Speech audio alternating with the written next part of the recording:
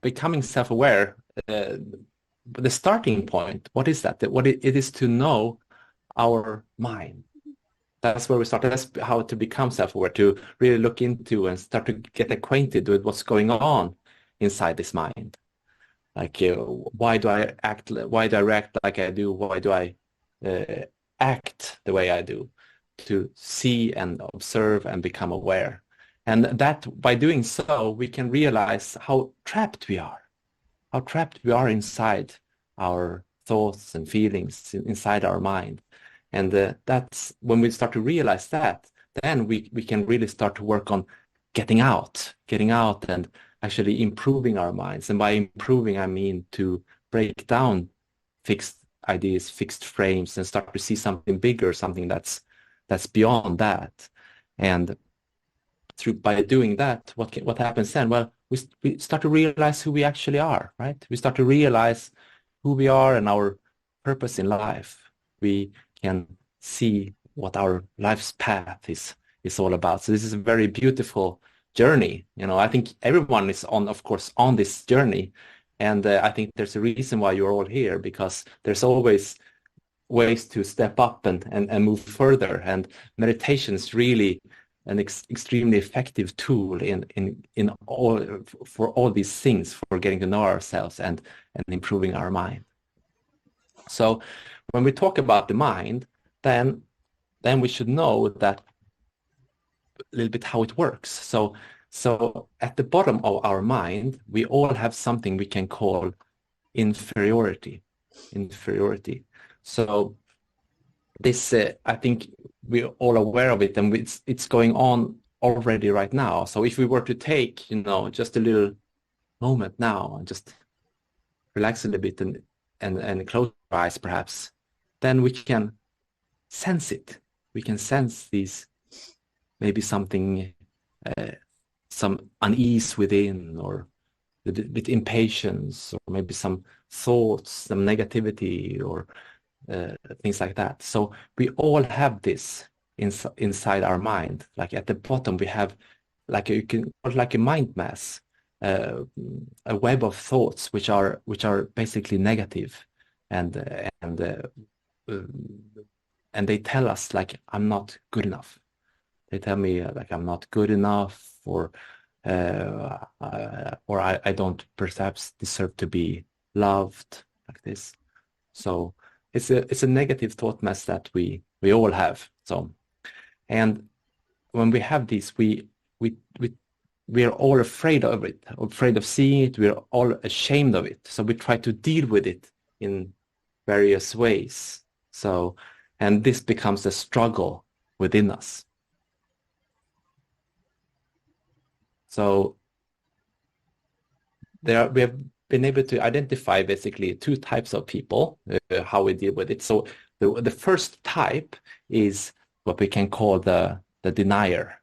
So the denier essentially can be aware, but might not be so aware of his or her inferiority feelings. So the denier, when being poked at or being questioned or criticized, the denier has a tendency to do what? Well, to become defensive. What do you mean? I mean, I have no insecurities or worries whatsoever in my life. I have no idea what you're talking about. I'm completely confident and free from any worries. It's very difficult to approach the denier in that way. He really puts up a blockage. But if you persist and really try to question why he did this or that, or you persist in your criticisms, he might even become slightly aggressive. How dare you suggest that I have some kind of inferiority within me? You wait till I see you next time and I'll give you a piece of my mind. Oh, okay. So it goes on like that, and it's very difficult, very, very difficult. And also the denier tends to tell everyone else that he's actually doing a good job. Well, I mean, since I was the CEO of my own company and in control of all these many, many people, You know, of course I have to be very strong and, you know, very, very competent within myself. So yes, this is who I am. Well, and if that doesn't work, if he's tried all of that, and then he might actually just shut you out. But I like to stop you there now, Mikey. I think you've said enough already. You know, it's really unnecessary you keep going on like this. Okay, I think we have, yeah, I think that we don't get any further with Simon today. I'm afraid. So yeah, all of this because of the inferiority, right? Because we want to protect ourselves. We don't want to admit how we are, right? But and then there's the other type, and I think we all have these types. We can all, I'm pretty sure that we can all recognize we have aspects of this inside our mind. But when we have the other type, which is this type is perhaps a bit more aware of the inferiority inside, and but this person has a little bit of a different strategy. This person is more apprehensive about it, and wants to make things right, make things right. So this person easily becomes what we usually call a people pleaser. Oh my gosh, I really admire your dedication and everything you do. It turns into gold, and you're really my role model. Okay, and that's very kind. And but inside, behind those nice words, this person battles with anxiety and guilt. I don't think I'm good at this. I always hurt people, and I make mistakes. I'm not really, it scares me to deal with people, and I think you're a better person doing this.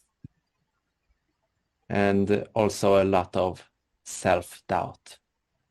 I'm really useless. Like where I do, it just fails. I'm not sure. I'm not safe doing this. I have no ability, actually. Yeah. So I think we can all recognize this, and we can maybe see what type.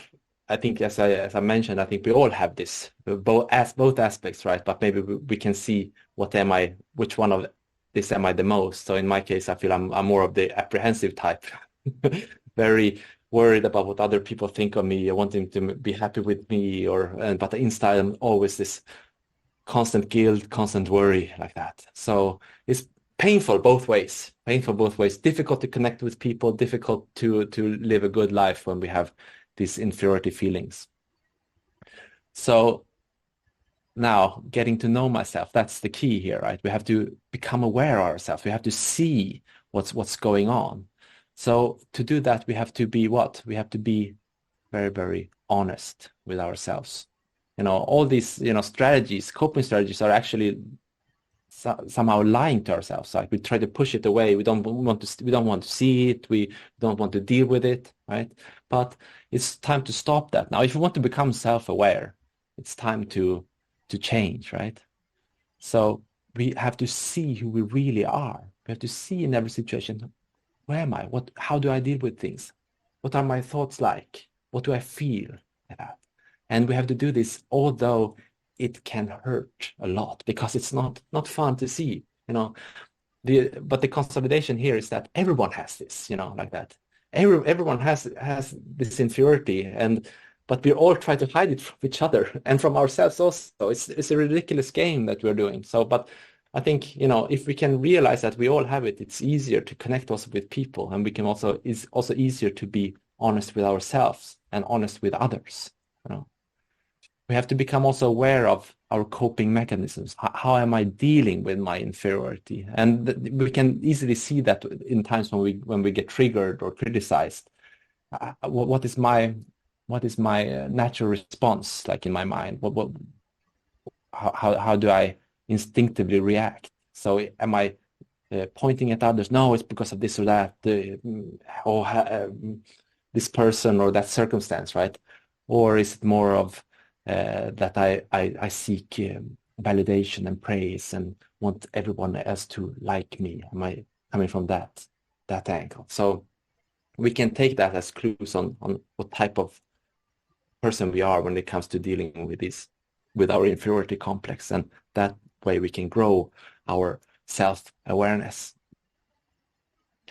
And how does meditation come in here? Well, meditation is really a fantastic tool, really, really a fantastic tool. When we come to this point, when we start to realize these things about ourselves, well, then meditation is the natural next step, because meditation is all about reflection, seeing myself. Meditation is really just implementing self-reflection all the time, always.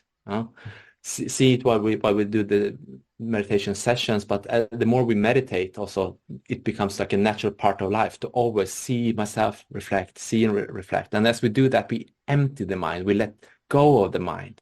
So we start to see how my mind works. When we start to develop a space between my thoughts and feelings and my actual awareness, self-awareness, and then we can start to really see ourselves more objectively and start to let go of that, start to let go. And what happens is that we almost like we dig, so like digging in the earth, almost like we find a treasure within.